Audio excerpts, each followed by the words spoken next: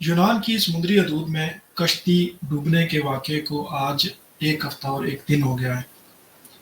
اب تک جن لوگوں کو ریسکیو کیا گیا ان کی تعداد 104 ہے، اور جن لوگوں کی لاشیں ملی ہیں ان کی تعداد 81 ہے۔ اب تک جو کہانیاں سامنے آ رہی ہیں بہت ہی دردناک ہیں، خوفناک ہیں۔ جب آپ ان بچوں کی ماؤں کو، ان کے عزیز و اقارب کو، ان کی اولاد کو، ان کے بھائیوں کو ان کی کہانیاں سناتے ہوئے سنتے ہیں تو آپ کی جسم کے ساتھ آپ کی روح بھی کانپ جاتی ہے۔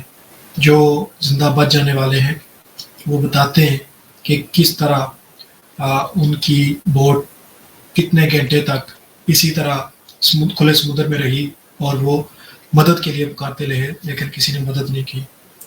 یونان جو کہ یورپ کا ایک اہم ملک ہے، جہاں پر انسانی حقوق کی بات ہوتی ہے، جب ایشیا میں یا کسی اور خطے میں انسانی حقوق پر کوئی سوالیہ نشان اٹھتا ہے، تو جہاں پر کوئی ایسی انسانی حقوق کی خلاف ورزیاں ہوتی ہیں تو یورپ اس پر بہت زیادہ تنقید بھی کرتا ہے اور سوال بھی اٹھاتا ہے۔